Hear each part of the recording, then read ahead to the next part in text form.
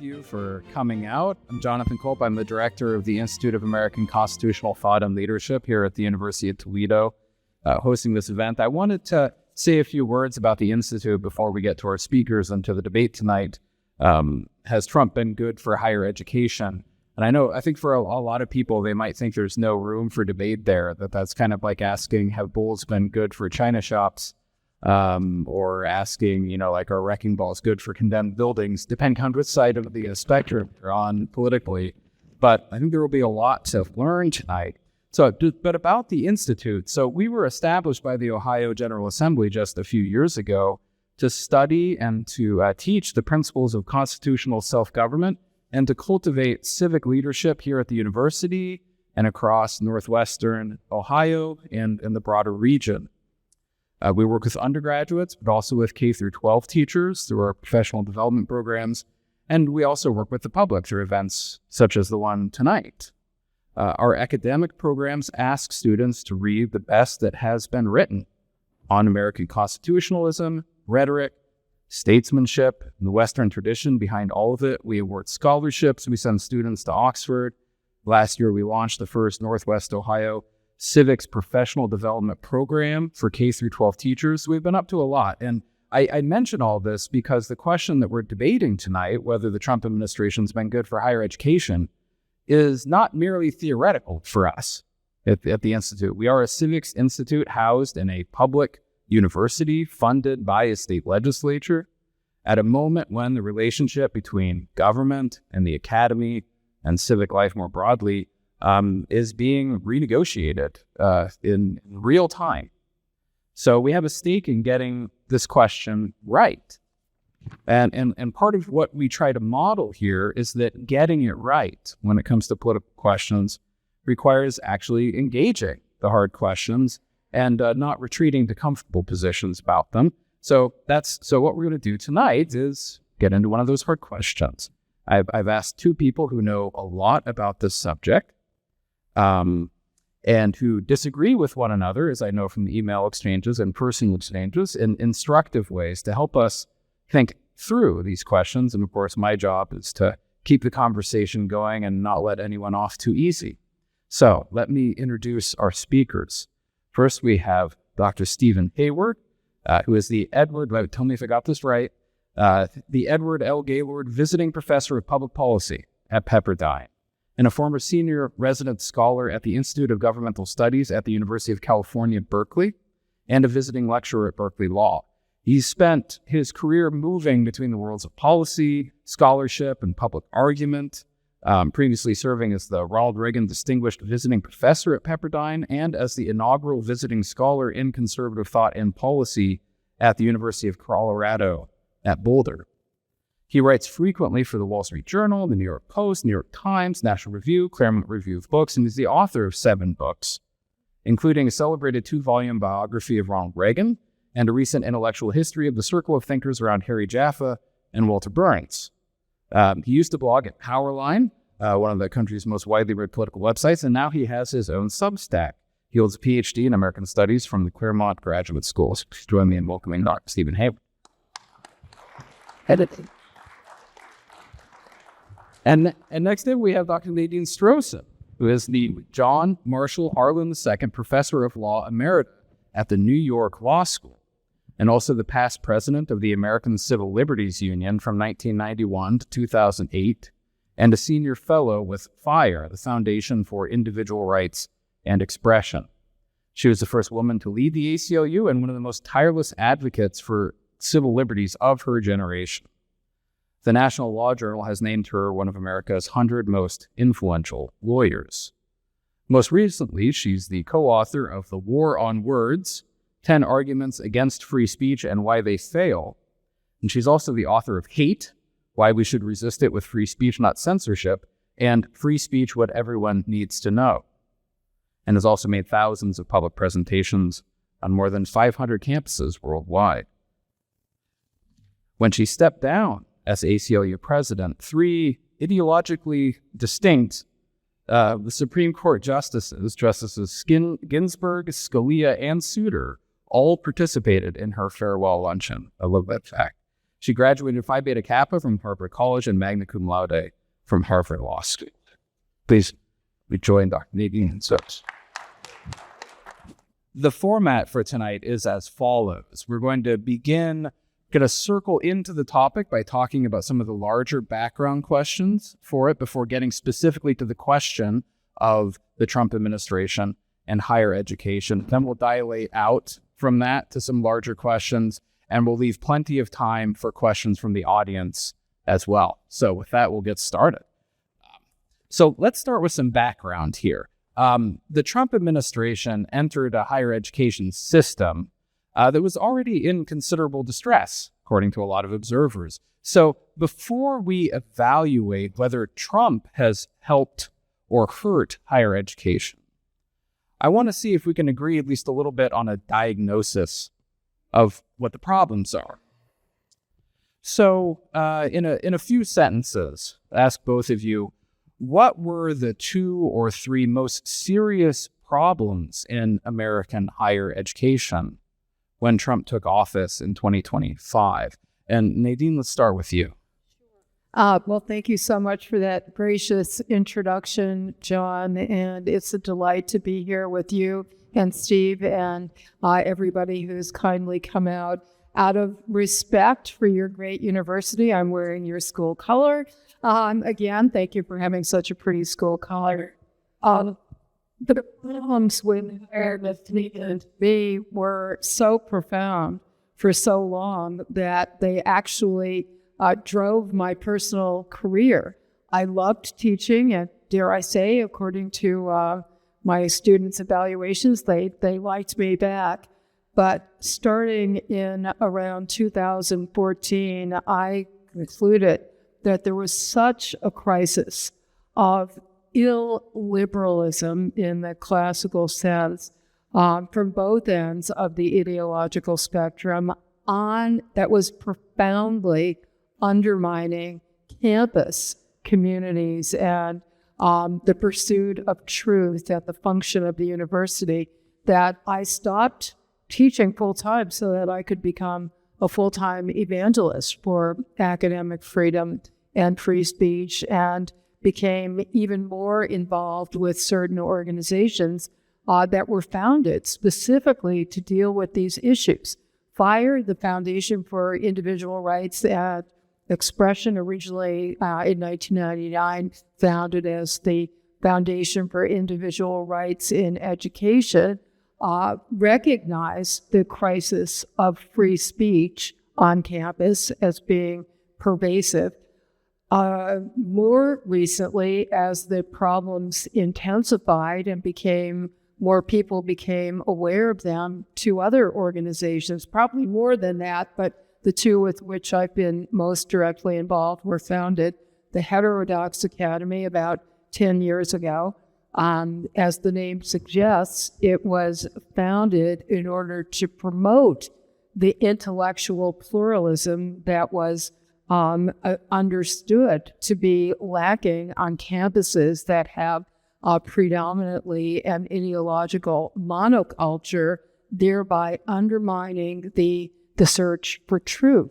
And Jonathan Haidt, a social psychologist who was the principal founder of the Heterodox Academy, he and other social psychologists did research which demonstrated that the quality of research in the social sciences was undermined by the absence of ideological, intellectual pluralism and different perspectives. So that was a serious crisis if you take it as the major mission of the university to pursue and disseminate truth.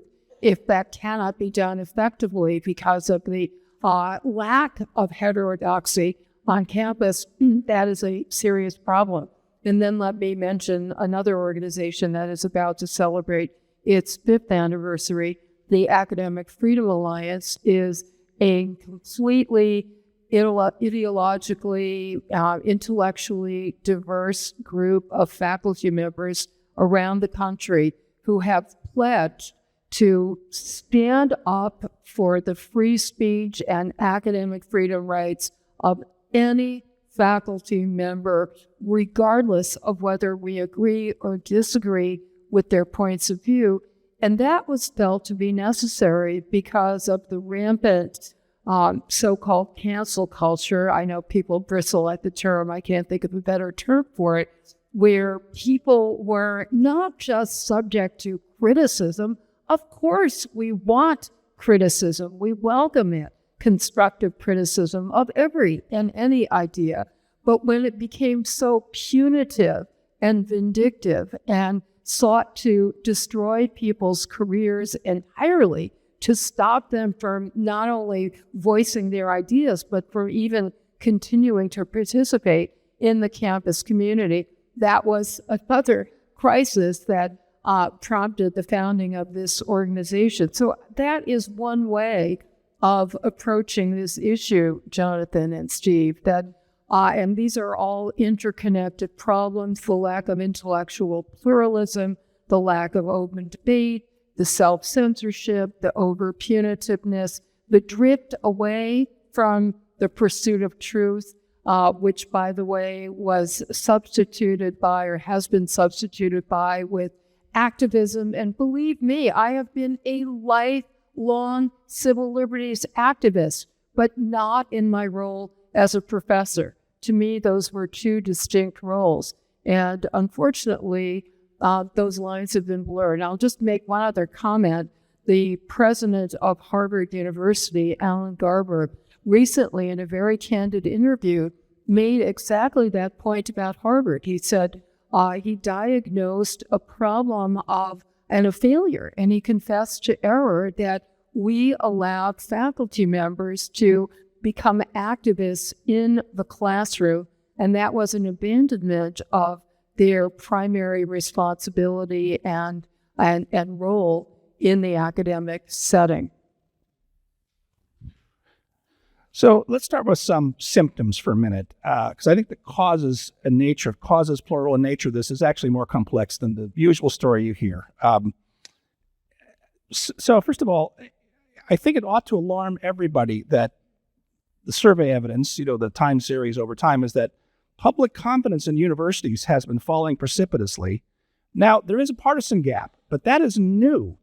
Even as recently as 10, 15 years ago, the public universities enjoyed high confidence from the public, by like 65%, and there was only a tiny gap between Republicans and Democrats, a little lower for Republicans because, of course, liberal universities are liberal. Today, it not only has that fallen by, down to like 40%, but the gap now between Democrats and Republicans is huge, but it's fallen among Democrats. And that's point number two, is I've had a lot of, I know of, sort of secondhand, sotto voce, some very prominent Democrats, names household names, who have been telling people privately for several years now, the progressives, and really it emanates from the universities, are killing the Democratic Party. The person who said this publicly is James Carville, who said the politics of the faculty room is killing the Democratic Party.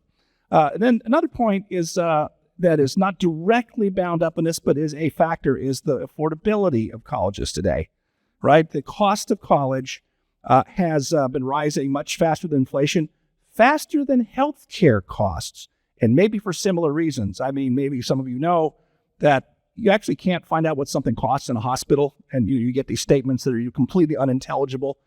College is a little bit that way because you have the stated tuition, especially for the private schools, but then the real rate you pay will be different. There have actually been some antitrust cases against schools for colluding both on admissions and on their tuition and on the financial aid levels they'll offer to students who've been admitted at several. And so, there's actual collusion and not criminal activity, but it's pretty corrupt in a lot of ways. So, and part of that is the administrative story. In California, there are now more administrators than faculty in the UC and Cal State systems, and it's true of a lot of colleges. Administrative bloat. I don't know why the faculty hasn't revolted against this more, and that's where a lot of the problem is. There are some crazy faculty, but that's not always where the problems are becoming. We have out-of-control administrations. Partly that's DEI story, but there's other aspects of that we can get into. So those are just some of them, and that doesn't even get into the ideological dimensions and Look, I mean, conservatives have been complaining about the liberal university for almost 100 years. I mean, back in the 30s, I started seeing the first of those if you do research on it. But I think you make the point, and John Hyde and others, that a switch seemed to flip about 2013, 2014. There's been a step increase in it, and it's not entirely clear what caused all of that, but it's certainly here. I'll just say that because of the causes of this and remedies are complex, proposed remedies are complex, I tend to resist. Actually, I do this with sort of any cliche word. In social science, I never use the word normative if I can help it, because cliches are sort of words that catch on. We tend to stop thinking when we use them. So I try to use the word woke as little as possible, or snowflake. I don't like that term for students.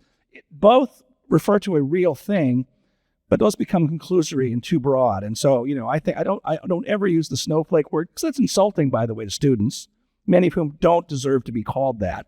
Some probably do, but so anyway, I resist the broad brush of problem is wokery or whatever, because it's too broad, even though it's something that should be broken down carefully and patiently. Excellent. So we've got a multidimensional crisis that has elements involving thought, but also elements involving maybe deeper structural problems with the way the universities are run and the way that those interact. And so that's actually a good segue to my next question, because I know, Steve, from some of our exchanges that you've said that you think that universities have more or less demonstrated that they're not really capable of reforming themselves from the inside, that the universities are not going to come to their own rescue. Whereas Nadine, I know you've pointed to some civil society organizations, FIRE, Heterodox Academy, the Academic Freedom Alliance, where you think that they have been getting some traction. So I'd like to kind of work out this factual disagreement a little bit. So Steve, could you say a little bit more about your skepticism about the ability of the university to reform itself from the inside? And then Nadine, you can respond to that. So just to get to the sort of resolution that we sort of have, one of the things I like about, well, put it this way, the first Trump won his first term. The education secretary and the education department, they're all about K-12, because that's always been the Republican thing, school choice and curriculum reform and no child left behind and so forth. And I kept thinking, why don't they turn their attention to higher ed? Well, second term, that's their focus. So, okay, long overdue, I think. But second, I'm liking what Trump is doing. I'm sure some of it's going to backfire and will be unworkable, and we can work into some detail of that. But I like it for this reason. The universities are not going to change without outside pressure. And actually, your mention of FIRE and Heterodox Academy, why those are outside organizations bringing pressure on universities from the outside. And my point is, I love all the things they do. It's not going to go far enough. It's not going to get deep enough. And the reason I say it is, this will sound odd, but until you think about it for a minute, we think universities are progressive places. True, in sort of the content. Organizationally, they are very reactionary institutions. They don't like change. The things what's brought us to this point didn't happen overnight. It happened, over decades, and there's sort of really different stories in different disciplines and so forth. But I always like something that Clark Kerr said back in the 60s. Clark Kerr was the famous college president in the 60s at the University of California. Governor Reagan is said to have fired him. It's more complicated than that, but that doesn't detain us here. But he said this, I really like it. Few institutions are so conservative as the universities about their own affairs, while their members are so liberal about the affairs of others. I've always liked that a lot, because I think it's exactly right. I'll give a couple specific examples later, but you propose change, any dramatic change, or even substantial change to faculties, the answer is usually no. What's the question? And this is not brand new. This is the modern university. I say modern from the late 19th century on. So another favorite quote, and I'll stop here, is F.M. Cornford, a famous classicist at Cambridge, 100 years ago. Book still worth reading, some of his books on Plato. He said the first rule of faculty governance is that nothing should ever be done for the first time. And I can say more about, there's a reason, there are actually decent reasons for that. I mean, we may or may not, depending on where we go with our conversation, talk about some problems in specific disciplines. And there's a big risk you would take in trying to break that and say, let's do a new curriculum and a new emphasis and a new methodology. because that's a big risk to take, both for yourself, but also vis-a-vis your competitors. And one of the things right now, just popped in my head, one of the things that really makes colleges and departments these days resistant to change is these college rankings from U.S. News and others. And they don't just rank colleges overall, but they rank individual departments. And boy, people pay a lot of attention to those things. I guess they're useful. I also think they shouldn't. I think they have an insidious effect, and they're a problem. It's not an either or situation. It's more complicated.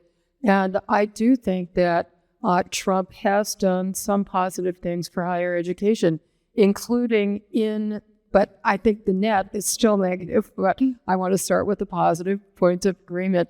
Although minor disagreement, one of them was in the Trump 1 administration, the revision of the Title IX regulations. Because I completely agree with you, Steve, that one of the major problems in higher education is the administrative bloat. And so much of that came through the Title IX bureaucracy that exploded starting under Barack Obama, and then just really got its tentacles. It expanded from sexual harassment into other kinds of alleged harassment. And believe me, I do not defend anybody's right to engage in actual illegal harassment, which is targeted harrying or interfering with the privacy or freedom of movement of somebody else, but was overly broadly misinterpreted by the Obama-era Title IX bureaucracy as any conduct, including verbal conduct, that's another word for expression or speech, that anybody finds offensive. And that led to an enormous amount of censorship and self-censorship, starting with anything to do with sex or gender, very important topics, but then spreading to anything to do with any other identity characteristics. So not only were there other adverse consequences, but this directly led to the stifling of free speech and free inquiry.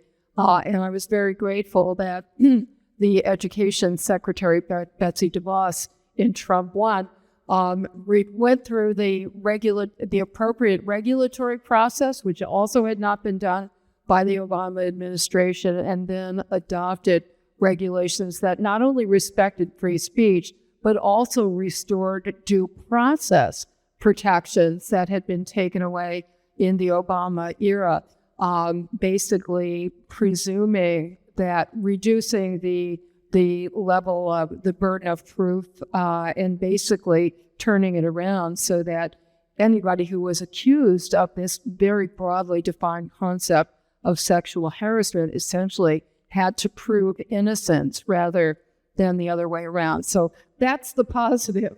Now let's turn to the negative. While I agree, obviously, that universities have had enormous problems, to coin a cliche, the cure can be worse than the disease. And I think the heavy-handed tactics of the Trump administration, which have trampled over not only statutory and procedural requirements that Congress enacted as prerequisites for denying federal funding, but also violating First Amendment rights, have been of profound concern even to those of us who want to arrive at the same end result. So we like many of the goals that are being sought, but we disapprove of the means that are being used. And I want to cite a petition or a letter that was signed by many prominent conservative law professors and philosophers shortly after Trump 2 began this strategy. It's a statement from constitutional law scholars on Columbia, pointing out that although the problems the administration's violation of statutory and constitutional norms were not justified. I think the key sentence is, the government may not threaten funding cuts as a tool to pressure recipients into suppressing viewpoints. I don't know how many of these names are familiar to and all of you or some of you, but one of the principal authors was Eugene Volokh, who's now at the Hoover Institution, very respected conservative libertarian. Michael McConnell, who was a federal judge who had been appointed by Ronald Reagan, now at Stanford. Keith Whittington, very prominent conservative at Princeton, who's now at Yale.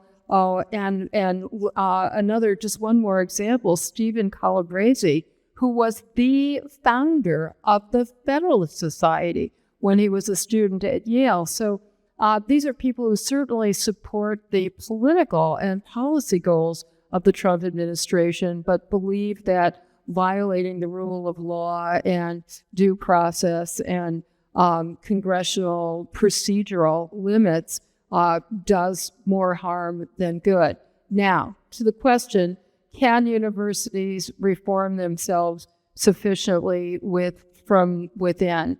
It has been very slow progress, but it has been progress. And the progress did start occurring before the saber rattling and the heavy-handed tactics of the Trump administration. We saw a raft of universities adopt free speech policies, including, starting with, I think the most famous example are the so-called Chicago free speech principles, adopted by the University of Chicago in 2015 and rapidly adopted by public and private universities around the country. We saw a raft of universities adopt principles of institutional neutrality that bar presidents and other leaders of the university from issuing statements on controversial issues of public policy, the better to encourage individual members of the campus community to freely express their own views. We saw the founding of faculty academic freedom councils. All of this happened before the current Trump administration. And I think that reform that comes from the inside, even though I am the first to tell you it is much slower than I would wish, right? I've been crusading for this for more than a decade now, full time. I think it's going to be more durable and more lasting than the kind of forced capitulation, to use the word that most people use about Columbia and other schools that have succumbed to Trump's pressure. I think that it's not going to last, and there's going to be a backlash against it. The gauntlet has been thrown. Yeah, Steve. I asked John, I leaned over, can we do a second round on this point? Who needs you, John? Go away. It's my job is just to make you fight. So well, we'll do it. Just a couple points on that, and to push it along. All the commitments to free speech, Chicago principles, free expression, I'm all for any of those. There's no daylight between us on that. There is this extra step I go, which is all those are of limited use if there's no one there on the campus to say the unorthodox thing, either in the classroom and other ways, right? So now we'll play that out a little bit. Here, I'll give you a big concession, which is I do know that Harvard, before Trump came back into office, Garber and John Manning, you probably know him, right? I'll bet you. I thought you probably know him. The provost at Harvard is I think a Republican. And they've been saying for a while, we need to do something for the reasons that Garber spoke about publicly. And so they set in motion trying to do something. And actually, they were looking around at things like this center here. It was the private university. Maybe we need to do something like that here at Harvard. Well, I think their attempts to do that have been set back by the Trump pressure because the faculty there and elsewhere have their back up. And so I have some sympathy for poor Professor Garber. But then I'll just say here, the heavy-handed tactics of Trump, that's my favorite part. And the reason I say that is, I think some of those statutory questions on funding, I think those can be contested. It depends on sort of which program and which thing and which funding flow. But this idea that the government will cut off your funding is This is actually what Trump is doing. He's using the tools of the left against the universities. So liberal bureaucrats have been using this method since the Carter administration. It's an important general point, not just to universities, but when you have an idea that you know will not fly through the standard notice and comment regulatory rulemaking process of the American Administrative Procedure Act, we have, since the Carter years, been falling back on guidance documents and the Dear Colleague letter. We think this is the standard you should use, and this is the correct interpretation of the law and our goals. And by the way, if you don't comply, we may cut off your federal funding. That threat's been made for decades. It's never been done. I don't think Trump's the first person doing it. But that's a tool that's been around and used as a threat. I'll add I think, by the way, again, this is sort of across what we call the administrative state. That is kind of being unwound right now, generally, with some of the decisions of the Supreme Court. But I first became alert to this, and this will be the last thing I'll say, from one of my favorite moments in the great Reagan-era conservative films, which was Ghostbusters. I don't know how many of you have seen it, but there's the scene there where it's a perfect encapsulation of this problem. There's a scene there where Bill Murray comes back from his date with Sigourney Weaver, and Dan Aykroyd realizes what's happened and says, "You slept with her?" And Bill Murray glares at Dan Aykroyd because Dan Aykroyd says, "That's against regulations." And Murray glares harder, and Dan Aykroyd then says, "Really, it's just a guideline." That's kind of been the nature of federal regulation for a long time, but always with some coercive teeth behind it, threatened. So I don't, of course, legitimate legal and administrative arguments, but I don't have a lot of sympathy for people who just now are discovering this is a problem. But it's interesting because the conservative position traditionally has been to resist government funding for, actually, when I say the conservative position, I know enough to know there are many shades of conservative, but some conservatives I respect and have taken the position that government funding is to be avoided precisely because it gives the government leverage. And that was historically the reason why so many Republicans opposed the creation of the Department of Education and voted against it, saying, with the carrot of government funding comes the threat of defunding and potential government leverage over these institutions. And when the Department of Education Organization Act was passed in 1979, according to the legislative history, it was at the behest of Republicans that there were a couple of provisions, I've got them here, I won't read them aloud, that said that government funding may not be used in order to bring about any kind of control or regulation of the curriculum or of academic decisions by the institutions. And there was a real concern about academic freedom. It's a debate that I've long had with my friends at the Cato Institute, and it first arose in the context of the National Endowment for the Arts, where there were these controversies in the 1990s about the NEA withdrawing funding or denying funding to certain artists who were pursuing feminist themes and lesbian and gay themes, and the ACLU went to court to argue that this denial of funding violated the First Amendment. And my friends at the Cato Institute said, well, let me just tell you what the constitutional law principles are. Of course, you have no right to government funding, and that's true for artists and it's true for universities. But the First Amendment doctrine is once the government decides to get into the business of providing funding for artists or for educational institutions, it may not deny the funding on the basis of ideological or viewpoint discrimination. Government may no more discriminate for or against particular ideas or perspectives or thoughts through the funding power, the power of the purse, any more than it may do through direct regulation.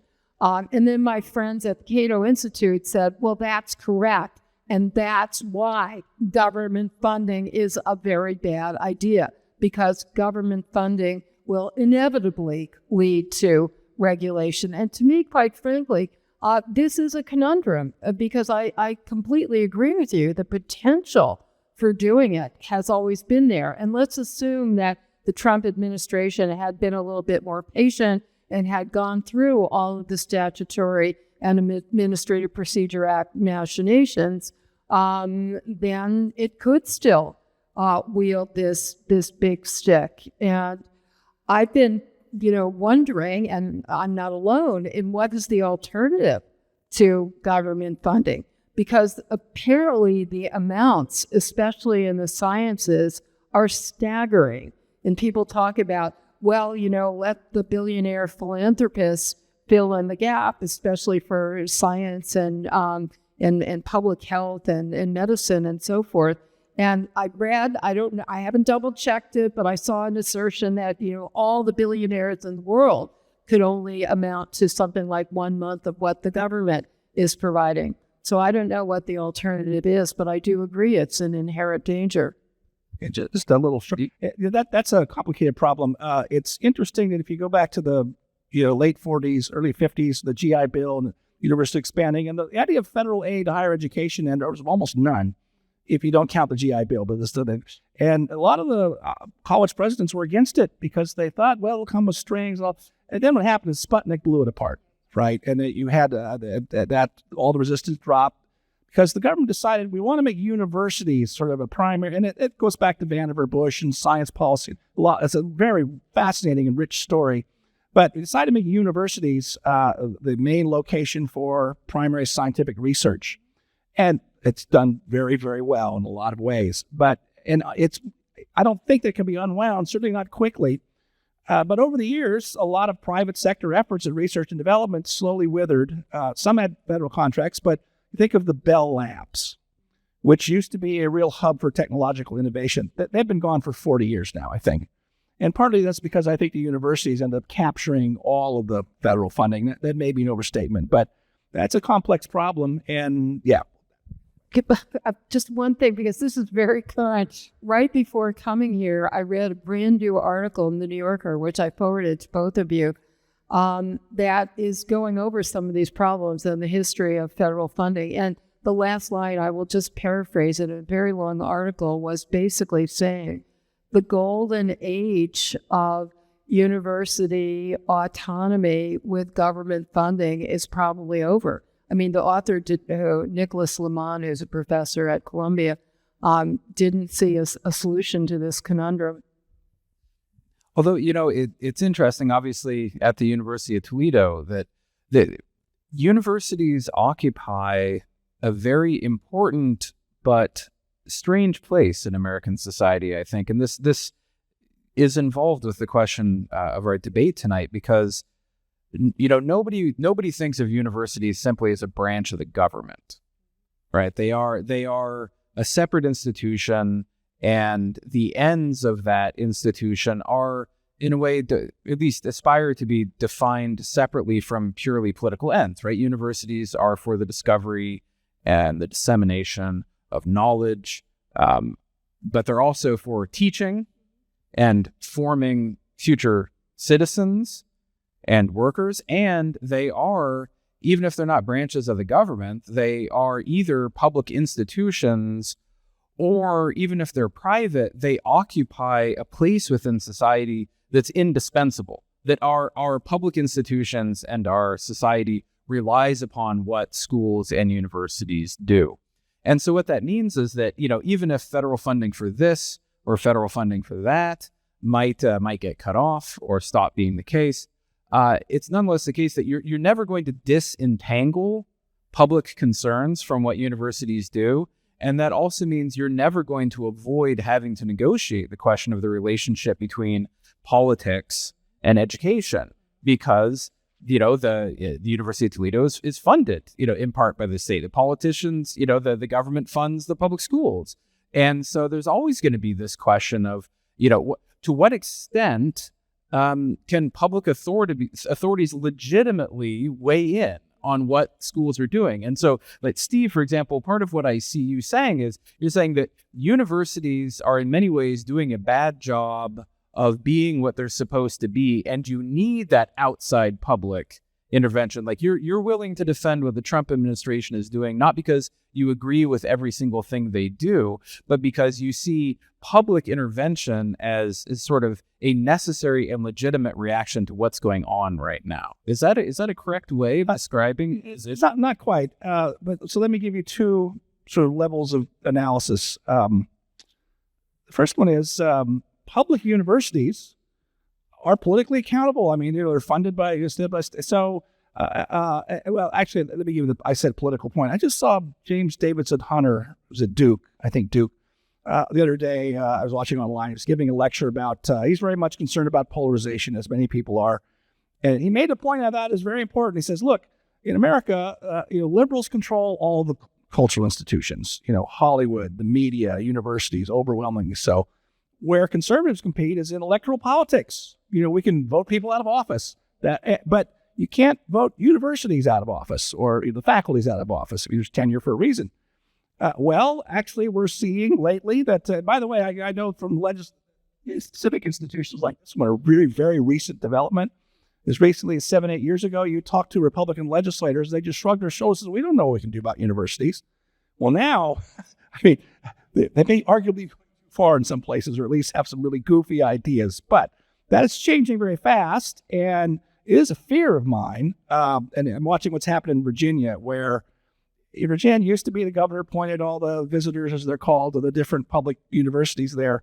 And now the legislature is actually wouldn't even confirm most of Governor Youngkin's once Democrats took control of the state legislature. So the university regencies and so things, these are now becoming matters of partisan division, and that doesn't augur well for things. But I do think they kind of brought it on themselves.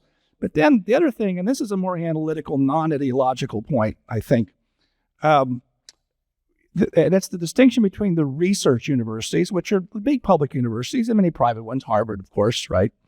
And then you had, our liberal arts colleges. They were primarily to be teaching institutions. And you used to have sort of different kinds of faculty, and that begins to change, I think, in the 80s and into the 90s. And the point is this, is that research institutions are meant to, one of their functions is you want to do original research, so there's been increasing specialization. In the sciences, that makes perfect sense. In the humanities, less so, but the research model, you want to be finding some new quirk in, Xenophon or something, I don't know. This has there's some old worries to this. One of the great documents about the future of higher education was Harvard's Red Book, done during World War II, looking ahead to a surge of students who are going to come out of the military and, the GI Bill and so forth. And there's this huge expansion in colleges of all sizes in the 50s. And it was James Conant was the president of Harvard, and he thought, and a lot of talk about what's the general education requirements. And he thought, this is going to be a problem because I'll bet a lot of increasingly specialized faculty won't be very good at general education courses and a general education curriculum. By the way, I'm a bit of a contrarian among conservatives about, Western Civ has died on college campuses. And sure enough, my wife was at Stanford when Jesse Jackson was there chanting, hey, hey, ho, ho, Western Civ has got to go. Yeah, that's a factor. I think the other factor is increasingly the faculty who were teaching it weren't very good at it, and their heart wasn't in it. They want to be teaching upper division courses and doing the research work. And to make a long story short, that model of much more hyper-specialization, that has crept down to the liberal arts colleges where students used to go for small classes and a teaching experience. I've actually looked at this fairly closely the last few years. And so you look at good, small, 2,000, 3,000, 4,000 student liberal arts colleges, Kenyon or somewhere like that. The faculties are much more qualified than they were 40 years ago in the ordinary sense of having more publications in the prestigious journals, but all much more hyper-specialized. So I think that that's something that was lost. And then add into that some of the ideological undercurrents that have been going on, and it's just made a real mess of things. I don't know how to unwind that either, Although I do think efforts like this are kind of one possible remedy that I think will make for some improvements. Well, there's a phrase that we lawyers use, and it pertains a lot to the Constitution. Constitutional scholars, whether from law or other disciplines, talk about a delicate balance, right, which is pervasive throughout the Constitution. And the question that John raised really has to do with a tension that runs throughout our democratic republic. On the one hand, we, the people who wield sovereign power through our elected representatives, have to hold them accountable. And certainly, I agree that public universities should be accountable to the public through elected representatives. On the other hand, there are certain individual rights that are deemed to be so fundamental that no majority can take them away from any minority.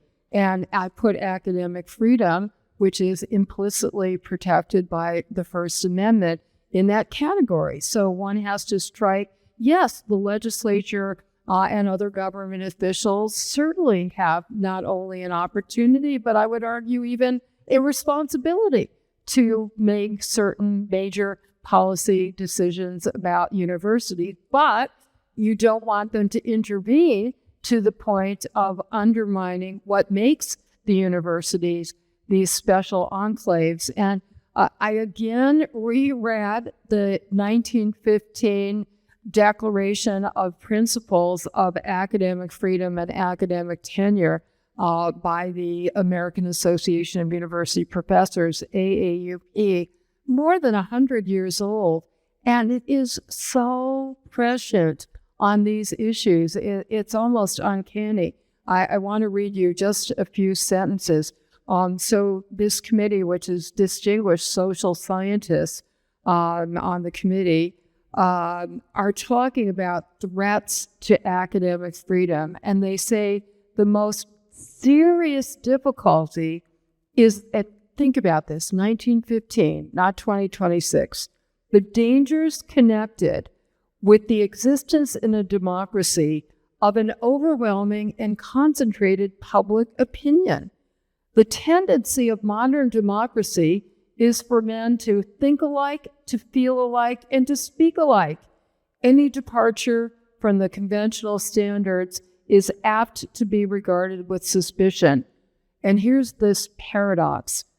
Public opinion is at once the chief safeguard of a democracy and the chief menace to the real liberty of the individual.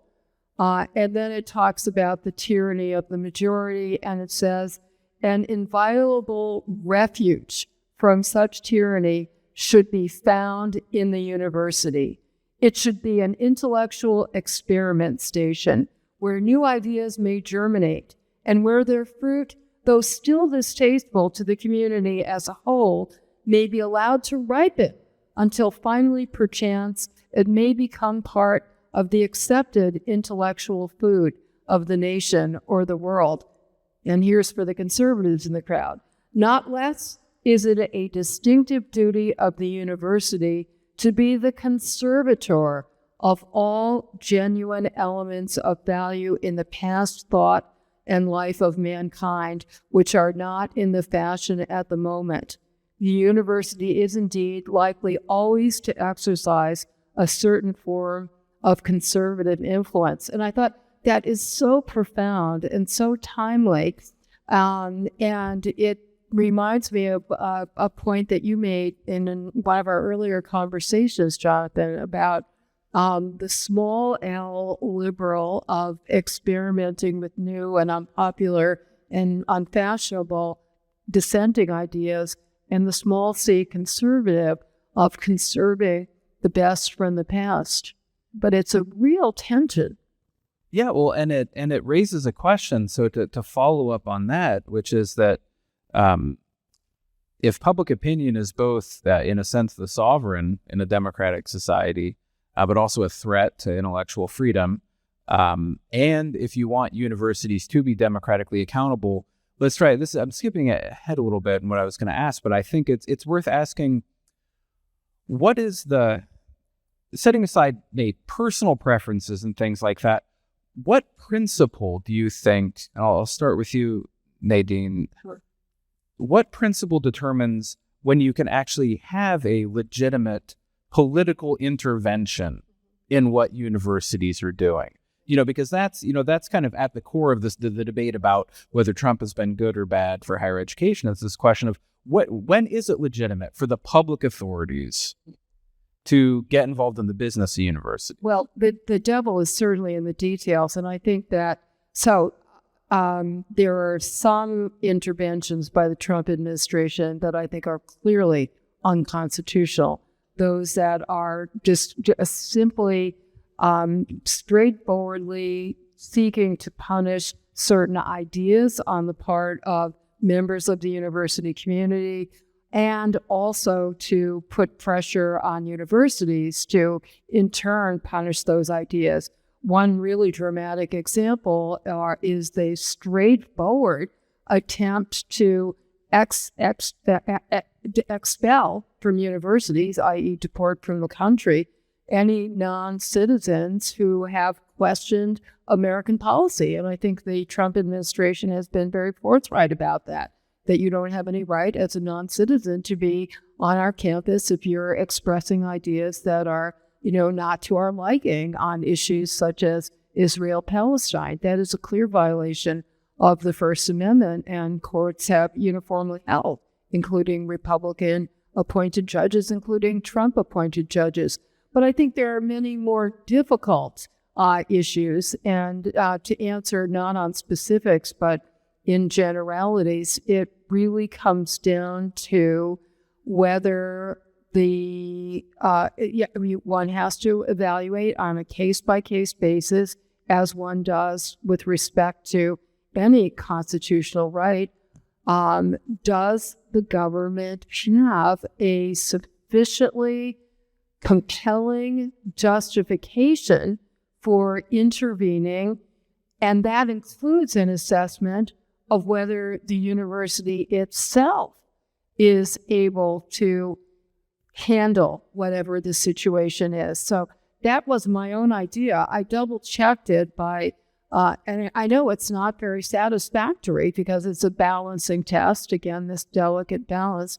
I double-checked it by, again, resorting to I think the definitive book on academic freedom came out by David Raban 2 years ago, Harvard University Press.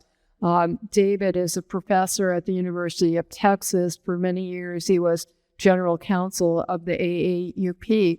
And at 2 points in the book, he discusses exactly that issue. And I'm sorry, his answer is exactly the same as mine. First, he quotes Robert Post, who's a professor at Yale Law School, formerly dean of the Yale Law School, and also had been a general counsel of the AAUP. And Post basically says it has to be a balancing test. Raban says, in order to justify legislative intervention without violating the university's academic freedom, I would require proof that the university has not followed academic norms in reaching its decisions. In other words, the presumption is that as long as it's following academic norms, you may not agree with the decision, but you should defer to it. Or that and here's where I think you would say we're in this situation, Steve, or that the problems perceived by the legislature have persisted for so long that the typical process of self-correction within universities has failed. But his next sentence is, these conditions rarely occur. Oh, okay. See, I was about to bring up an example from Columbia right now that I thought you would disagree with, and maybe you will. I hope you will. By the way, I only brought 2 books, but they're both by Nadine. But it sounds like that standard is would agree with that. Well, okay. So let me give you. One current example is the agreement that the Trump administration reached with Columbia, including a lot, but one of them was to put the Middle Eastern Studies Department into receivership. And a lot of people are very upset about this and say that's heavy-handed government intervention. Well, 2 points. One, more generally, then back to Columbia. It's now, 40 years. In 1986, the government of Denmark, and they have two big public universities there, University of Copenhagen and University of Aarhus. They ruled up completely their sociology departments at both universities, shut them down, dismissed the faculties, all of them, because the government decided they have become too ideological, activist-oriented, or not pursuing an academic mission, and they slowly, over the next few years, built them up again from the ground up. I'll bet they rehired some of the professors who were, I don't know, they probably have less tenure protection there. And now it's very well-regarded departments in European sociology, I gather. I don't speak any of their languages to know. So we're not the only country that thinks about political accountability and what happens in universities and university departments. It's very rarely makes news, but it does happen that universities will put departments into receivership. And it usually involves, as a practical matter, appointing someone a department chair from another department. Often, this happened at the philosophy department at Boulder when I was there 12 years ago, and muzzling the faculty members. Can't comment. I talk about a violation of free speech. By the way, it was a pretty liberal philosophy department, but I made some trouble over this because they told you guys that you couldn't speak about it. They didn't tell me that. So I wrote an article in the Boulder Daily Camera saying this is a witch hunt. And all these left-wing philosophy professors were sending me MASH notes saying, you're our hero. Because they thought, how did you know? I didn't need to know. I could figure it out, right? I won't go through the whole story. But Columbia, back then, finally, 20 years ago, put 3 departments into receivership: English, political science, and Middle Eastern studies. They've been around this block before. And so here I'll make a more general point. I think that a lot of universities ought to regard what Trump is doing. They wouldn't want to admit this publicly, but I think they should say this is an opportunity for us to do some things we think needs to be done, some changes, some house cleaning and so forth. And they can say legitimately, gosh, they're making me do this. What can I do? Because they're cut off the funding, right? I think we're already seeing it another way, aside from Columbia putting Middle Eastern studies in receivership,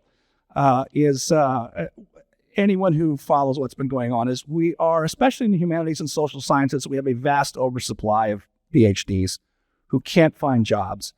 A lot of them float from postdoc to postdoc, and their lives are miserable, or their adjunct lecturers really exploited labor, I think, in a lot of ways. But boy, I remember talking to deans and department chairs over the last several years. This problem has been recognized for at least 15 years.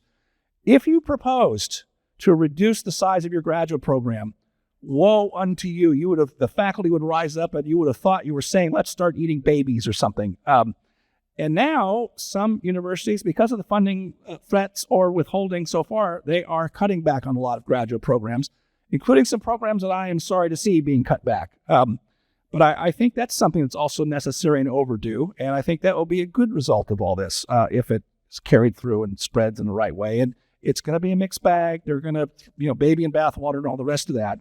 But I don't think that was going to happen without some outside pressure. Do you think that, would you argue that maybe that's the primary good that's come out of the Trump administration's interventions in higher education, the way that it provided a kind of impetus and permission structure for reforms that people inside, many of them already wanted to do? Or what other, if we were going to bring it back around for a second to the question with, so if you're going to defend the Trump administration as having been good for higher education, what would be your list of it's been good for X, Y, and Z or something? Yeah, well, it's not, I already mentioned that, it's actually counterproductive for Harvard, probably. We'll see. I think it's too soon to tell. For one thing, it's sort of a two-track answer. One is, it follows what I was saying earlier, is we're slowly bifurcating into two universities. In other words, there's sort of STEM fields and economics and business, and then there's humanities and social sciences, and they're increasingly kind of separate campuses or separate universities. And that may be attenuated or it may get worse under what's going on. But the other one is, you're going to see a red state, blue state divide. We're seeing that already. And an awful lot of what's going on, so some universities or some states are grabbing hold of the Trump pressure and saying, please give us more, hit us again, right? And a lot of these changes will be happening, I think, without the Trump pressure. And I think some of the blue state universities are going to resist it more. And so now we're going to see, as we're seeing in some of the other ways, like where people are moving this country, people are moving from blue states to red states for economic and lifestyle reasons and all kinds of reasons. You're going to start seeing the universities divide that way. So now we're going to see, regardless of how the whole Trump effort plays out, we're going to see another experiment in competition. We're just, as someone likes to say, we'll just have to see what happens. Speaking about the states, I know that our topic is Trump, but I think it's really important to note that there have been many initiatives at the state level, beginning before Trump won, to the best of my recollection, that were also perhaps well motivated. One doesn't know about that have resulted in the complaining about the kind of intellectual homogeneity that I and Heterodox Academy have criticized, have gone to the opposite extreme and substituted another set of values. And in fact, now that I think about this, this did start with Trump 1, the executive order that he issued right before leaving office the first time. And it was a list of topics that should not be taught in either K through 12 or universities. And a number of states passed legislation replicating these so-called divisive concepts. It's so interesting because you talked about snowflakes, and I also don't like that term. But the notion was that, and we've had, unfortunately, many students and faculty members and administrators, including Title IX administrators, saying that students should be protected from ideas that make them uncomfortable or that are divisive. And then, ironically, a lot of the state legislation, certainly including the Stop Woke Act in Florida, most infamously, uses exactly that same language and concept. And that also was in the Trump executive order, that students should be shielded from ideas or concepts that make them uncomfortable or that are divisive on the issues of race and gender. I can't remember even what the question was. It's also interconnected. So what has Trump done that has it been a net positive? I would say it's not all bad. I completely agree with that. To some extent, there's like a good cop, bad cop. We want some reform from within. We do need some external pressure helps. The devil is in the details. When I say one wonders what the motivation is, there are some people I respect who are very skeptical about the motivation of not necessarily Trump himself, but others who are supporting some of these moves. And I'm going to quote Jonathan Zimmerman, who's a professor at the University of Pennsylvania.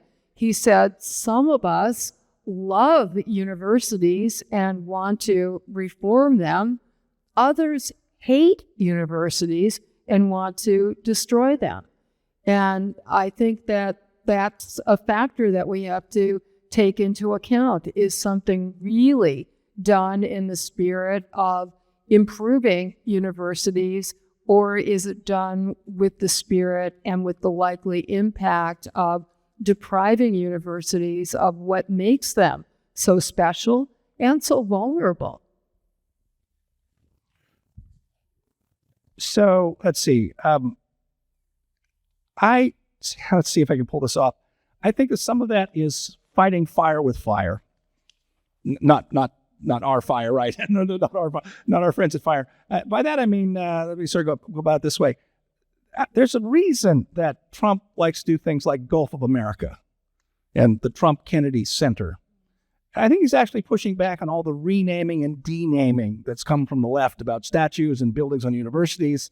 I mean, we've denamed like half the buildings at Berkeley because it's easy to find something unacceptable from someone 100 years ago. The law school's name was changed. Exactly, right? But also the Barrows Hall is now Social Science Building. They'll sell it to somebody whose name will then be taken down 100 years from now for some reason. So we look, yes, unsound, but let's remember what they're reacting to, which was, and I wish I'd thought to bring these with me, but there was UCLA. And by the way, these weren't faculty. This is back to the administrator problem. It was, DEI offices and student services and all these people looking for something to keep them busy. And UCLA put out a list of phrases that you shouldn't use because they might upset somebody. But then Stanford, this was really, but again, one of the administrative busybodies put out this list of, it was over 200 words. And when it became public, it was so embarrassing, they disappeared within 24 hours. So I think let's push back against that. And so it's like the fighting fire with fire. And yes, it's very imperfect, but every reaction has an equal and opposite reaction if you still believe in Newtonian physics like me. Yeah.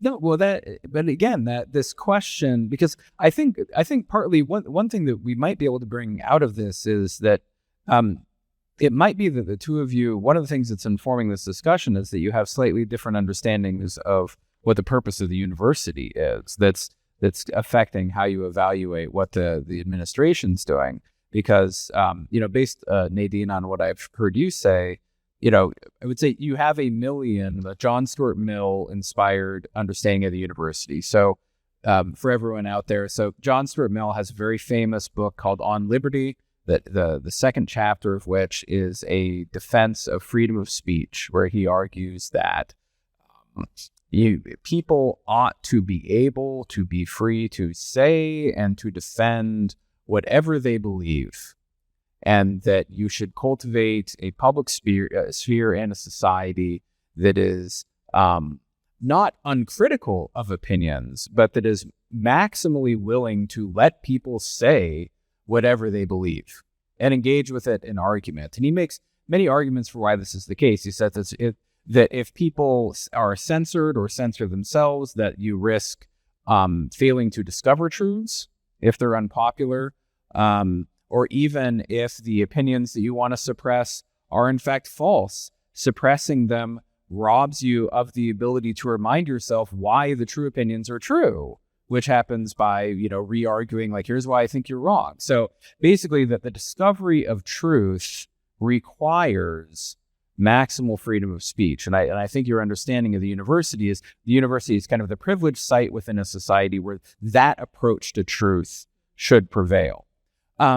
But again, that abstracts a little bit from other public purposes that a university might serve. I was wondering, Steve, could you say something about the extent to which you agree or disagree or would augment or would revise that Millian understanding of the university? Are there other purposes that the university should also serve that are informing your evaluation of the Trump administration?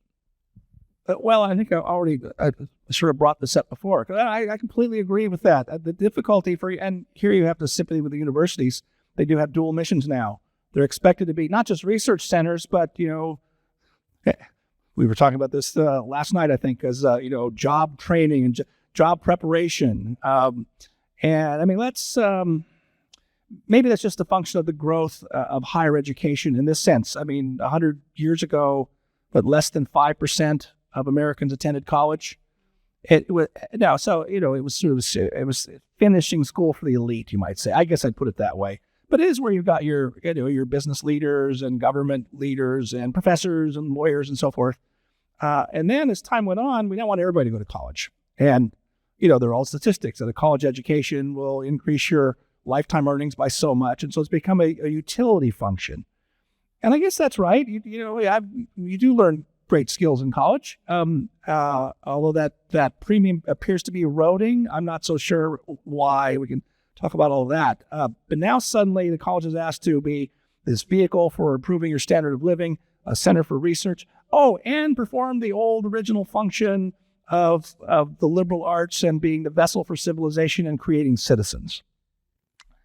Colleges have their strengths and weaknesses and all of those things, right? So that's hard to get those, in the right harmony and firing on all cylinders, I think.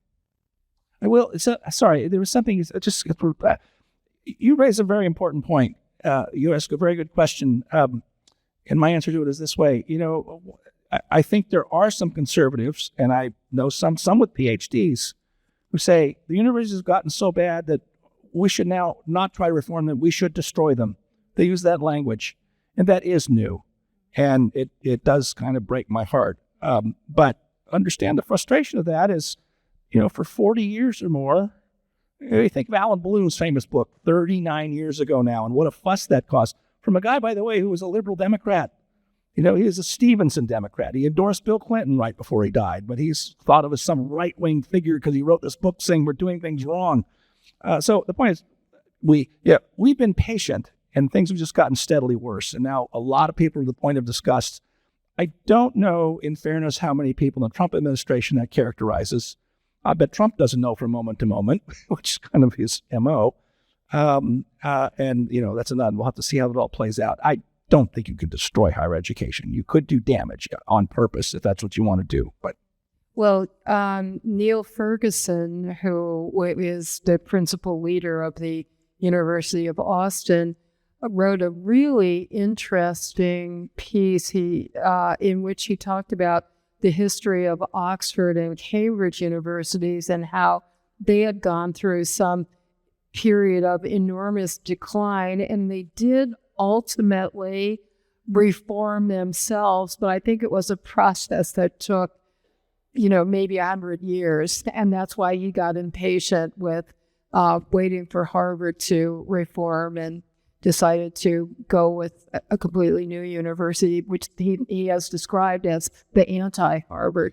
Can I bring up one particular thing I have the Trump Compact here for Nadine to see what you think of it, because I'm thinking this might be one you think could say as a free speech. You should explain to the audience what the Trump Compact was the thing he sent out last year to a whole bunch of universities, and you can go through them. Some we've already touched on, equality admissions, non-discrimination, faculty hiring, viewpoint diversity, student equality. Anyway, some things that institutional neutrality is one of them. But one of them is a cap on foreign students. And, that we didn't talk about this last night. There's that little passage that kind of slips by you in Justice Powell's opinion in Bakke, where he actually says there's a First Amendment element to the idea of having a diverse student body in your admissions process. And it seems to me that you could argue, I'm wondering if you do argue, that the number of foreign students that you take on is an element of that free expression and free speech. And by the way, that's a revenue model. There's so that we'll leave that aside for now. But institutional autonomy. Justice Frankfurter, who was a Harvard law professor before he became a Supreme Court justice, wrote one of the most influential opinions about academic freedom. And he's actually quoting a lecturer from South Africa during the apartheid era who was championing academic freedom against the apartheid regime. And it's been adopted as the elements of academic freedom in this country as well.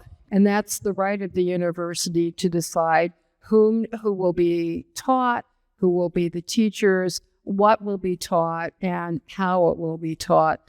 So who will be taught? Who will the students be? The choice is considered to be part of the university's self-definition, which I would say is an aspect not only of free speech, but freedom of association. And a major reason that schools have given for admitting students, not only from all over the United States, from many different backgrounds, but all over the world, is not only to give them an opportunity, but to give American students or students from Toledo an opportunity to intermingle with and learn from students from other parts of the world. And the First Amendment has long been understood to protect not only the right to convey information and ideas, but also to receive information and ideas. And ironically, the whole concept of diversity, which became the driving force for identity-based affirmative action admissions, traces back to that Powell opinion in Bakke, where he was really talking about ideological diversity of ideas. And that's really the only kind of diversity that was not characteristically protected under DEI. I have a little off the topic, but I've often done thought experiments with people, and You could just have a conversation. Right. You might want to try this yourself with some people. I've often had thought experiments with people of what if the court had ruled the other way and said, fixed racial quotas are fine. I think that would have been a train wreck. But it would have been more intellectually honest. Yes, and yeah. Well, but this topic, it gets to another aspect of the issue, which is that part of what you've been talking about in terms of, especially in some of the diagnoses where you agree about what's been going wrong with the universities, is what you might almost call a problem of internal culture. You're talking about universities where the culture within the university is one that is getting in the way of the purpose of the university, stifling freedom of thought, stifling curiosity, stifling engagement with ideas and learning. And so, again, one of the justifications for a political intervention is that, since, as you mentioned, Steve, that cultures tend to reproduce themselves. University, who hires professors? Existing professors, right? So, how about that? We have conformity. Surprise, surprise. So, but leaving aside the question of how, say, political bodies could intervene to deal with that issue, because I think that's part of what's going on, with the Trump administration's approach to higher education is it's a substantive objection that's not just an objection to the university failing to serve its million purpose, but it's that they believe that those institutions have been captured by what they see as a hostile culture. But even just leaving that aside, if we look inside universities such as our own, what if you could make just one internal reform to a university to try to bring it back to a healthier state? So now here we're not talking about political interventions. What's the if fix higher education with this one simple trick? What would it be? I'm curious. Good, Steve, go first, please. Okay. No, I'm happy to. I do have one that is, it's something that politicians couldn't make happen and shouldn't try because they wouldn't be any good at it. And it'll sound maybe a little recondite, but I think you need some visionary deans or provosts or presidents and department chairs who say, let's not impose change, but let us broaden the methodological subfields in our discipline. I'll give you an example of what I mean. Let's just take history. I mean, I can do political science all day long. Many political science departments, the best ones have been eaten up by empiricist regression models. That dominates now in political science. And it's not just conservatives like me who are critical of it. There's actually been a big revolt against it from some people on the left. And not all of them political theorists, by the way. Some institutionalists and other things. Political science is still a discipline with sort of a number of different subfields that make it a rich discipline, I think. But take history for a minute. For a while, I've been pondering, why is it that the public loves biographies of the American founders? Ron Chernow's Hamilton becomes a stage play, and David McCulloch writes all these biographies. And there are a few people who've left academia to become best-selling authors of trade books. Doris Kearns Goodwin, Joe Ellis, Hal Brands, H.W. Brands in Texas, Doug Brinkley, right? They all leave academia to do that. And it used to be, again, mid-century, you'd have the best biographies were done by Harvard professors. James McGregor Burns writing his 3 volumes about Franklin Roosevelt, which I still think are some of the best Roosevelt biographies. Arthur Schlesinger's Age of Roosevelt, for example. I can think of a lot of other examples like that. And almost nobody in academic history writes biographies of popular figures in America, even though they'd sell like crazy and you'd make money. I mean, I come to stagger at the lack of ambition there. Part of it is the conventions in academic history have turned away from that, and you're actually not rewarded for writing a popular trade book. And another field that you cannot find except at the service academies is military history. If you want to study military history, your options are very tiny.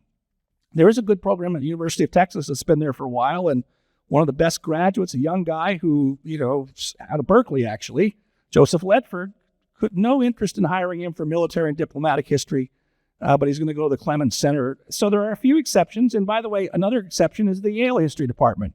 You still have Beverly Gage, wrote a great biography of Herbert Hoover, has signed on to write a biography of Ronald Reagan that I'm very much looking forward to because I think she's first rate. I think she's sort of moderate liberal. I'm not sure. Their department is still David Blight's very good biography a few years ago of Frederick Douglass. But there, I would like to see, again, some visionary deans who say, let's have some, sorry, I'm almost done with a long journal article where I've gone through 100 years of the American Political Science Review. And right now I'm just counting, but I've got to go. Oh, I know. Well, no, it was not. Well, I do have to do second and third order coding on this. But the question is simple. Just count the number of articles and then classify them on constitutional subjects. Used to be a lot of those. There used to be, public law used to be a huge subfield in political science. It's almost disappeared completely. And a lot of political science chairs and older professors say, yeah, we're really sorry it went away. It's been ceded to law school professors who I say some of their time, you and I could talk about this maybe, they write about it in a different way than the historians and political scientists of the 50s did. A.C. McLaughlin and Martin Diamond and people like that. So we've lost something in political science that used to be central to it. In the last 6 years of the American Political Science Review, it's gotten very left lately, but just one article about constitutional subjects. They used to, by the way, in the 50s, they also had a roundup in every issue of constitutional issues at the state level. So this just disappeared. And I'd love to see somebody say, let's bring that back. And by the way, I think I know where they could hire some graduates who could do that from places like here. So senior... It's not ideological, really. I mean, there are some aspects of that, but that would mix things up a bit and break up some of the conformity and, the rest of that. So Jonathan warned us in advance that he was going to ask this question, I think 2 days ago, and I've been thinking about it on and off, and it's, you know what, I want to hear your answer to this question, sir, but seriously, because, and everybody else should be thinking about it. Maybe it's an impossible question. There is no magic bullet solution to this welter of problems, some of which are interrelated, some of which aren't. But to me, the nub of it goes back to the point about the culture of the institution. And that's part of the reason, since that is the problem, that's why I believe the ultimate solution has to be from within the institution itself. Yes, it's very, very hard to change the culture from within, but it seems to me it's impossible to change it from without through external coercion. So I think of what is a prior example where the culture of the university has changed, and it goes back to the Title IX and the DEI bureaucracy. When you think of the pervasive spread of offices and departments and procedures and training that are pervasive in universities to deal with sexual harassment and to deal with DEI, I think they had a real impact. Now, I've made clear I don't think that was a positive impact, but it was certainly an impact that profoundly changed the culture of the university.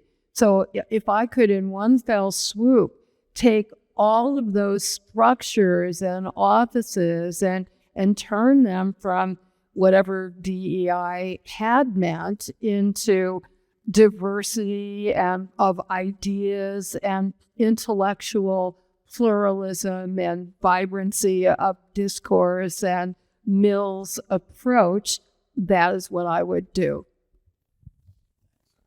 Yeah, so this is really odd.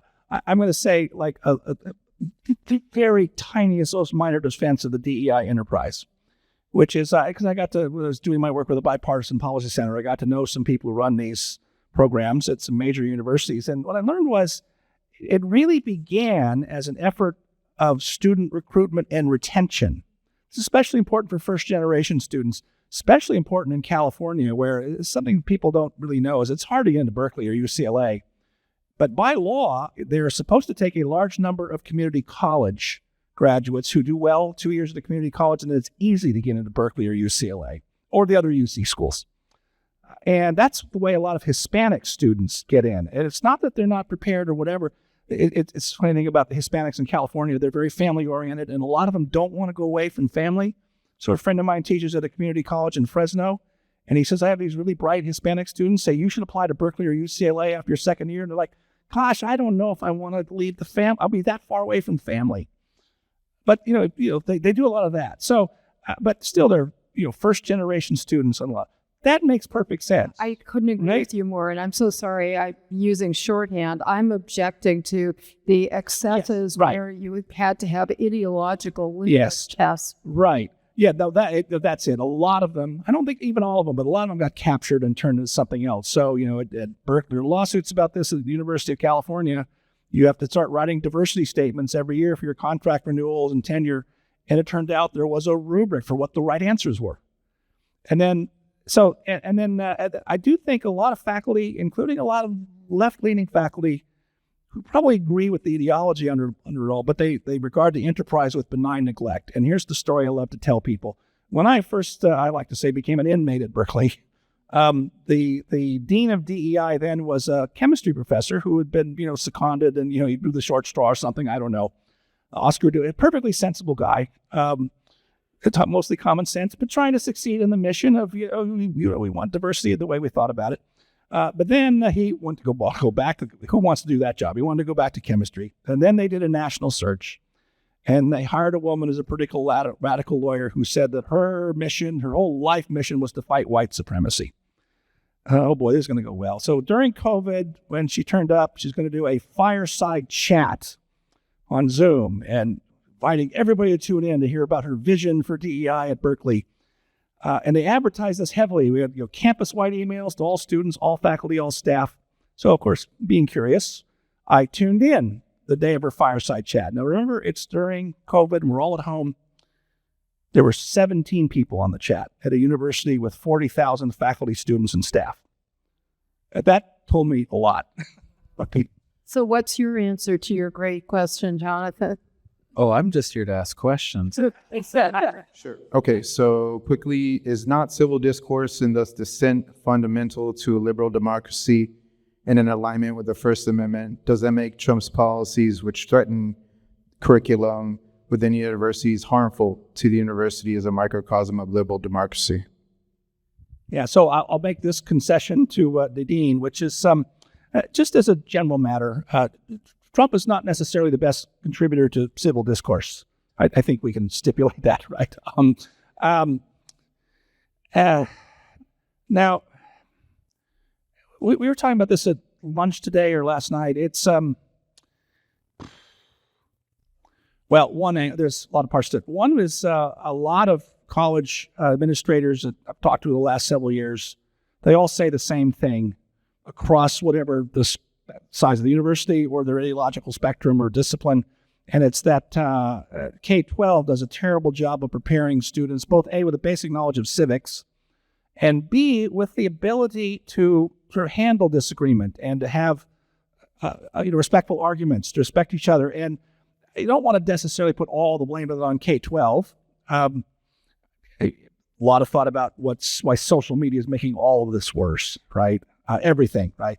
College campuses and elsewhere. And I don't know what the remedies for that are. There are a lot of great efforts to try and promote what you might say more cross-pollination and people who, as I like to say, achieve disagreement. You're not going to change people's mind in an argument, especially one where you start shouting. But you might learn to. I actually wrote this in one of my books. It is hard for us all to be fellow citizens if we start regarding others of us as completely alien. And we're trending that way pretty badly, right? Some people say that phenomenon is overstated.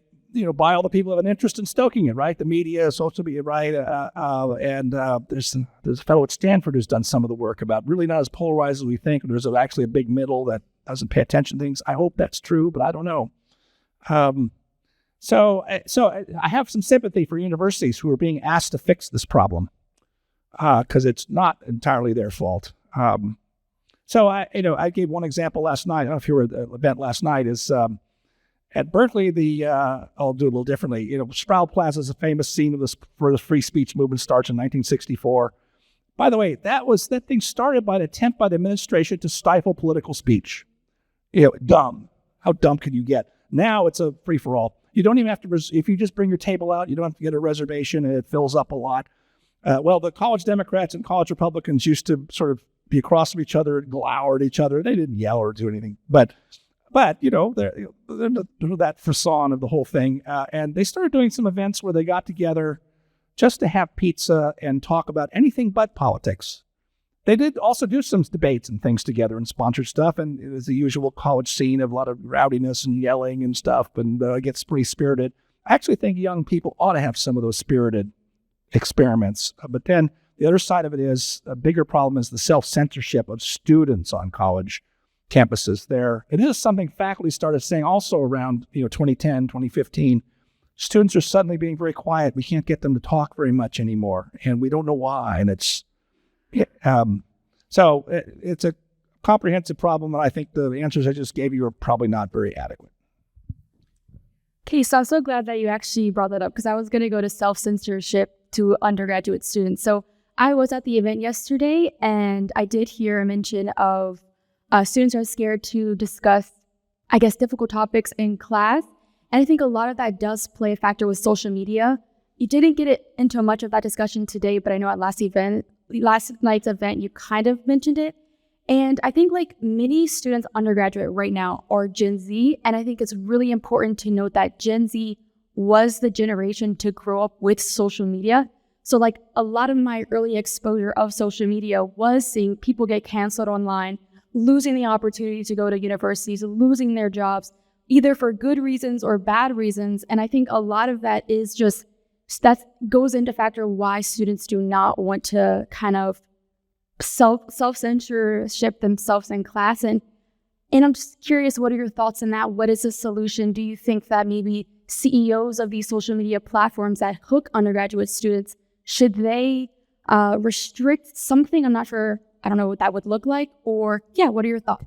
The current generation of college students grew up in a social media environment where they witnessed a lot of cancellation that makes them scared to speak their mind. And so insofar as that social media enabled self-censorship is a factor in the problems that we have in the university today, what could be some solutions to that problem? Am I stating your question right, or am I? I was just gonna say, college students now, they're most likely probably Gen Z, the generation of Gen Z, and Gen Z grew up with social media, and a lot of students did see a lot of people get canceled, and maybe, I don't think PTSD would be the right word, but I think that often is a time why people self-censorship themselves in class.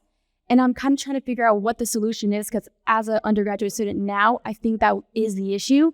I myself have been on social media and have seen posts where I disagree with, but didn't comment because I think, you do have that background of just are they going to try and find your family, your IP address? Because that is a concern, especially with social media and just kind of in general increasing, we do see AI, and AI is Professor Valier in the back.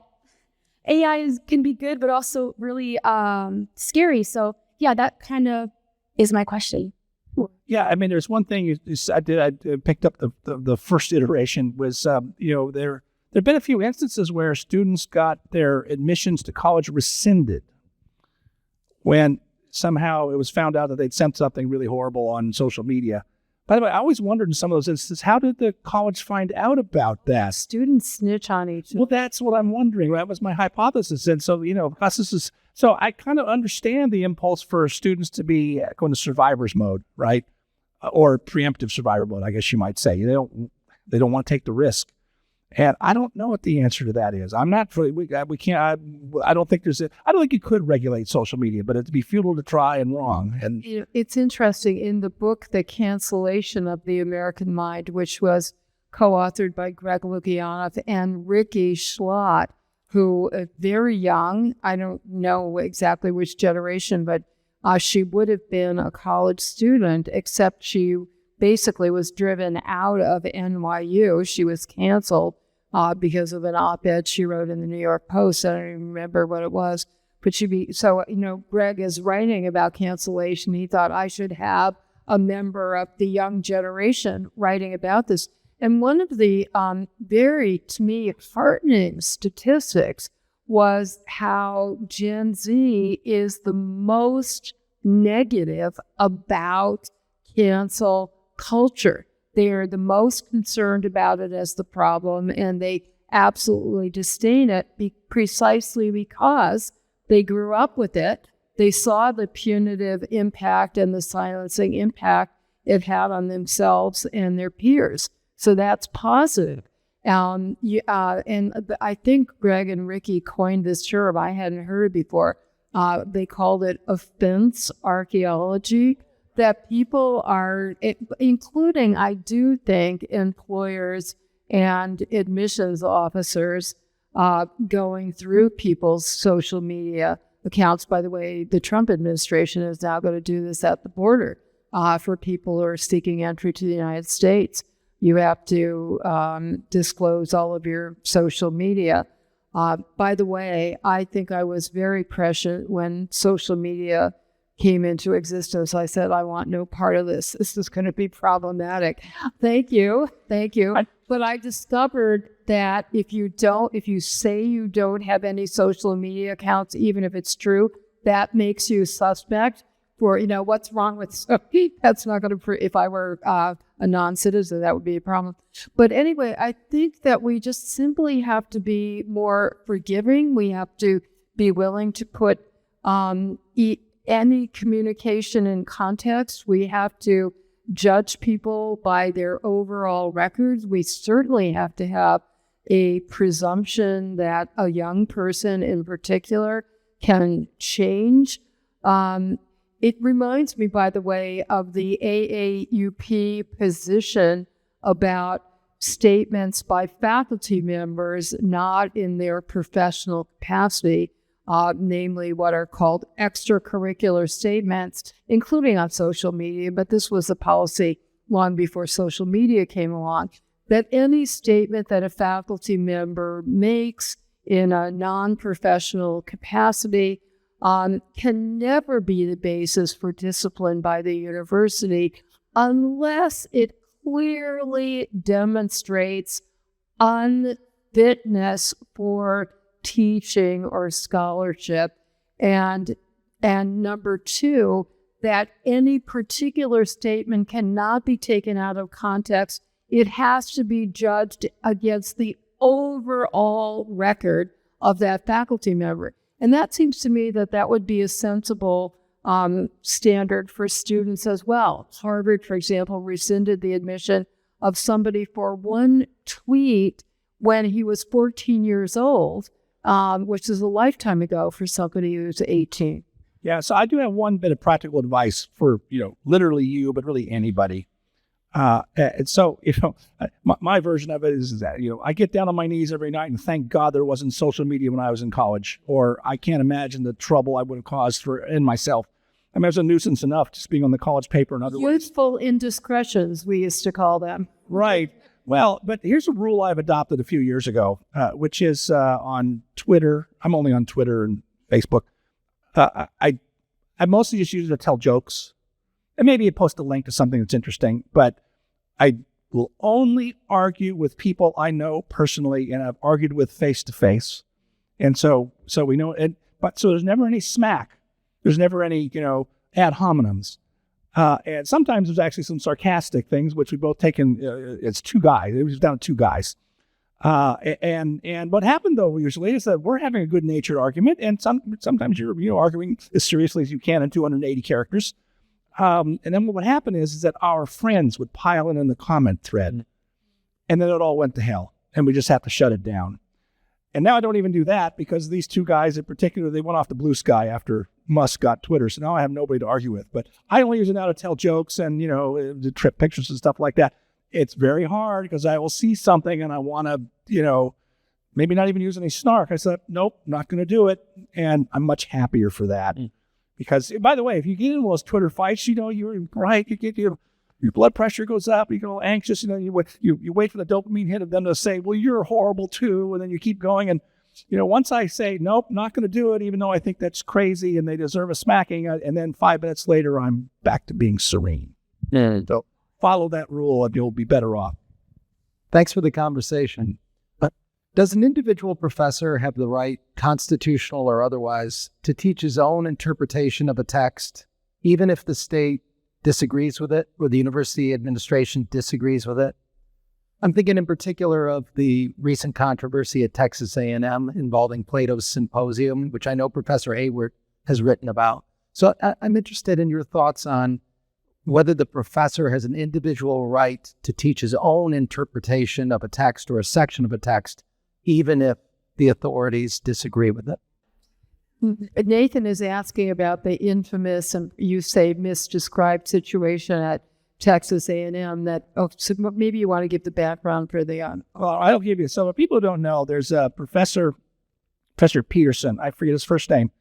He's a little odd. I don't think he's a left-wing lunatic or anything. I've looked up a few of his articles, but he's a professor of the ethics of engineering in the philosophy department. So this is a little unusual. And the guidance that's come down from the regents is vague and overbroad and problematic. That said, I decided to look very closely into what was going on here because, Robbie George, friends of ours, saying this is how can you ever ban Plato?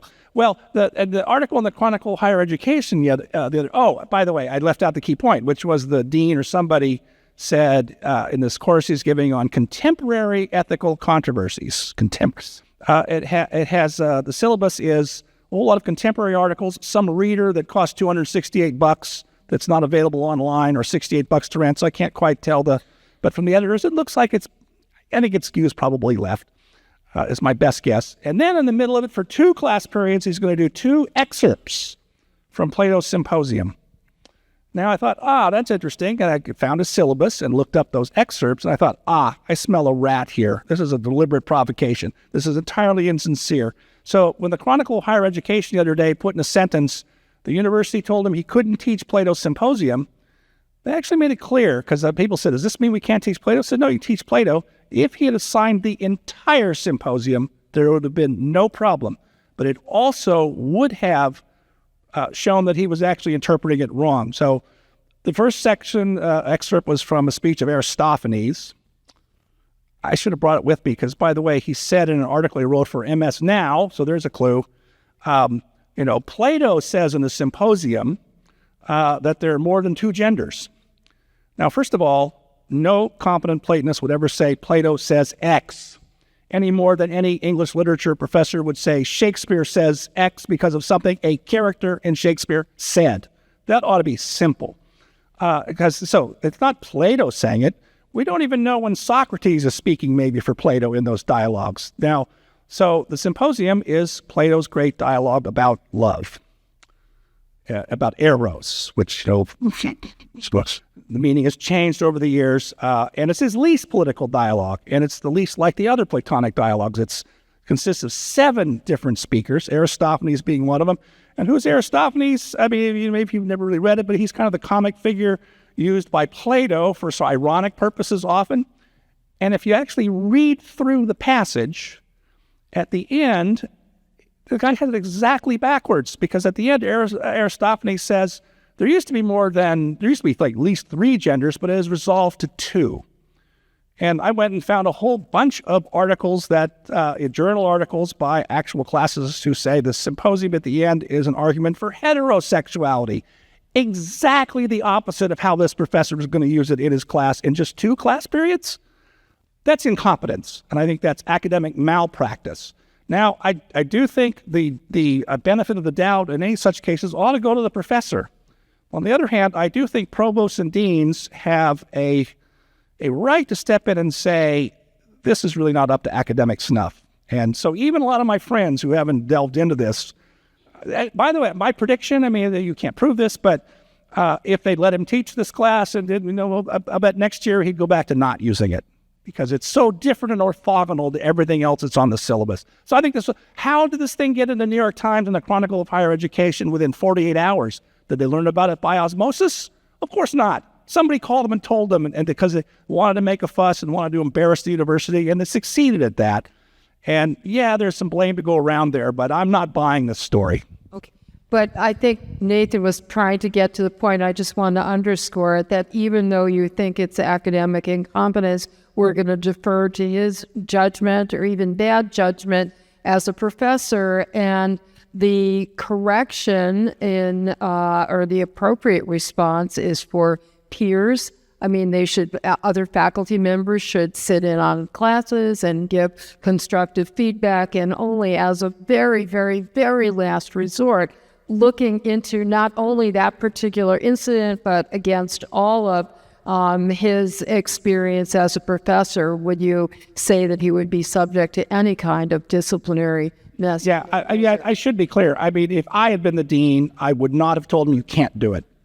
I think he was saying I'm being pressured by the whatever, but I would have had to talk to him saying, what's this about? Are you serious? Some of those conversations do happen. I mean, new courses usually have to have their syllabus approved by a provost or a dean or department chair at least. And so I don't know. I think that's also a far outlier of what's going on. We may see more of that. We'll just see. Get to. All right. Well, I'm afraid we're out of time. I will say in a former life, I was a Plato scholar, and I've never once written the phrase Plato says. That is true. Okay, well, everybody please join me once again in thanking Dr. Hayward, Dr. Strossen for this. It was wonderful. Thank you to all of you for coming out, and we do have flyers that have information about our upcoming events. We have a panel tomorrow at lunchtime, Is Liberty Still Relevant? We also have a lunch and lecture series in April on the topic of, is communism compatible with constitutionalism? So I hope you will come out for that as well, as it was wonderful for you to come out, and hopefully I'll see you again.